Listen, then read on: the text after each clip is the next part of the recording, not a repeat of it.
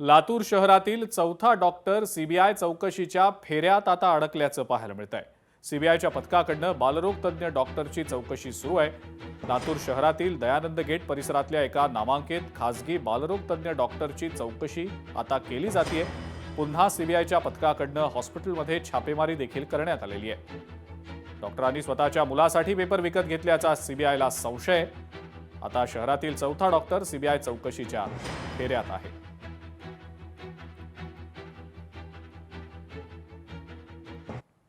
नीट paper फुटी प्रकरणामध्ये गृहराज्यमंत्री योगेश कदम यांनी आता प्रतिक्रिया दिलेली आहे।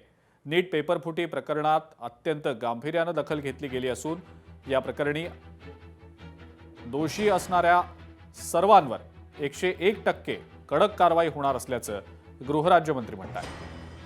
युवकांच्या आणि तरुणांच्या भवितव्याशी जर खेळण्याचा कोणी प्रयत्न केला असेल तर त्या चुकीला माफी मिळणार नाही असं सुद्धा योगेश कदम यांनी स्पष्ट केलंय। नीट पेपर फुटीच्या प्रकरणामध्ये आमचं सरकार हे 100% गंभीर आहे। अर्थातच ही घटना नको घडायला हवी होती, पण जे काय झालेलं आहे याच्यामुळे जे कोणी दोषी असतील त्यांच्यावरती 101% कडक कारवाई होणार।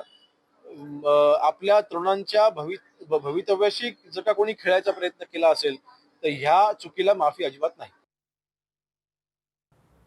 पाकिस्तानमध्ये सुद्धा कॉकरोच पार्टीची क्रेज पाहायला मिळतेय। सोशल मीडियावर थेट कॉकरोच अवामी पार्टीची स्थापना करण्यात आलेली आहे। विशेष म्हणजे या पेजच्या बायोमध्येच कॉपी केलंय, पण उद्देश तोच असा उल्लेख आहे। त्यामुळे हा ट्रेंड आता आणखी चर्चेत आल्याचं दिसतंय। सोशल मीडियावर पाकिस्तानमधले तरुण मोठ्या प्रमाणावर या नव्या कॉकरोच चळवळीशी जोडले जात असल्याचं पाहायला मिळतंय।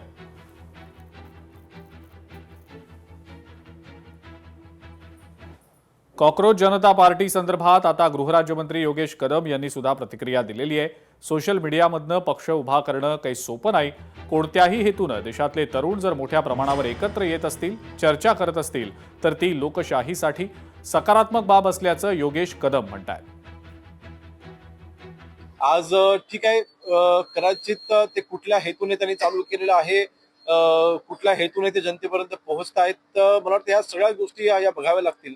परंतु अशा पद्धतीने तरुण एकत्र असणं चांगली गोष्ट आहे। एखादा छोटी भारत देश हा तरुण देश आहे, महाराष्ट्र हा तरुण हे राज्य आहे।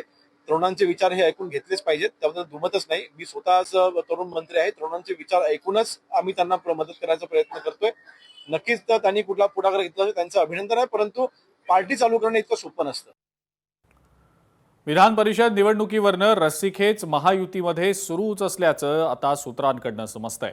शिवसेना 7 जागा मिळण्यावर ठाम असल्याची सूत्रांकडनं माहिती मिळतेय। मात्र भाजप शिवसेनेला केवळ 3 ते 4 जागाच सोडू शकतो असं सुद्धा सूत्रांकडनं समजतंय। लोकसभा, विधानसभा आणि पालिका निवडणुकीच्या वेळेला आम्ही कमी जागा घेत तडजोड केली, मात्र आता 7 जागा आम्हाला मिळाव्यात अशी ठाम भूमिका शिवसेनेनं घेतल्याचं सूत्रांकडनं समजतंय।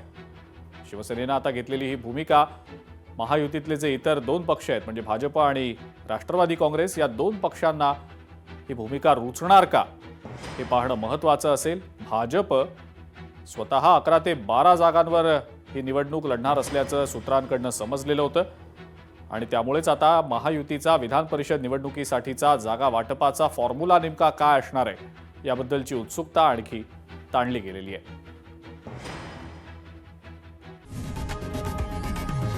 लोकशाही मराठी ऐका, पहा, जागरूक रहा।